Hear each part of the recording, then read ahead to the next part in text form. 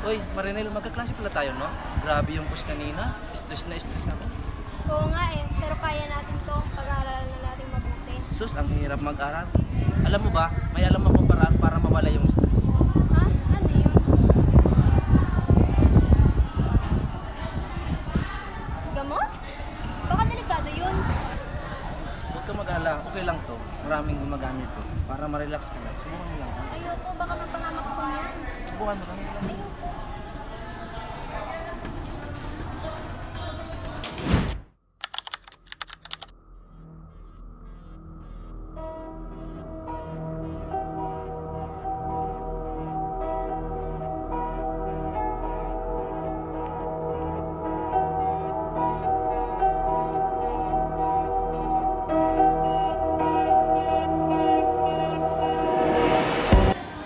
Marinel, okay ka lang ba? Parang ang lalim ng iniisip mo ah. Kanina ka pa tulala. Hindi ka ba nakikinig sa lesson? Ah, opo ma'am, naiintindihan ko po. Sigurado ka? Mukhang pagod na pagod ka. Pwede mo naman akong kausapin. Ah, wala po ito ma'am. Pagod na siguro ako. Kung may problema ka, huwag kang mag-atubiling lumapit sa akin at di kaya sa guidance counselor. Nandito kami para tumulong.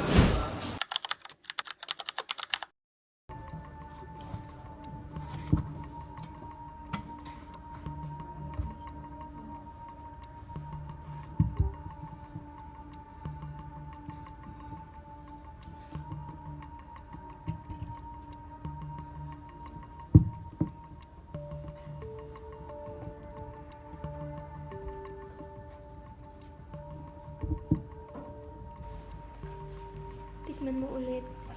Mawawala yung stress mo. Yung pagod mo. Yung pressure mo sa pag-aaral.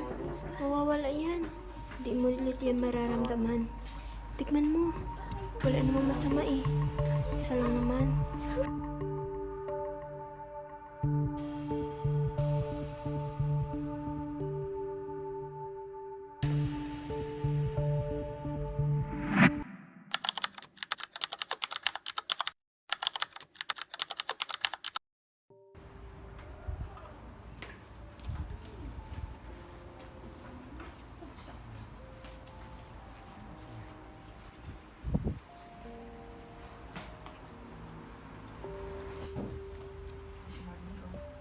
Marinel, ano bang nangyayari sa'yo? Hindi na ikaw yung Marinel na dating kilala namin. Ang laki na ng pinagbago mo. Ang talino-talino mo dati, tapos ngayon, Oo nga Marinel, ano problema? Ano kita yung mga grades mo? Hindi may tutulong ba kami sa'yo? wala, stress na ako sa pag-aaral. Stress? Hindi yan stress. Mukhang may mas malalim pa na problema. Please, sabihin mo sa amin. Nandito lang kami, huwag ka mag-alala. Huwag kami yung matakot. Alam namin may problema ka. Ano bang problema mo?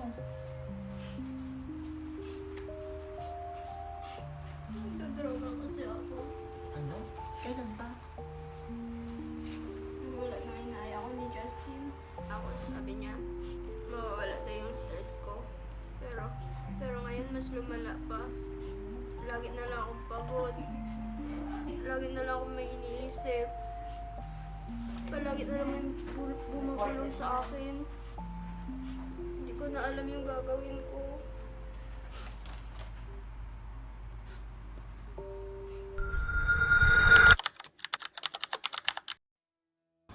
Tara, sasamahan ka namin sa guidance. Kaya nga tara para makakuha na rin ako ng magandang advice. Nahihirapan na kasi ako.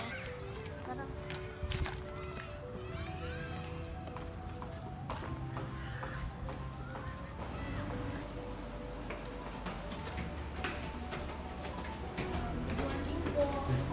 Ayan po ba si Sir Limer, yung guidance counselor?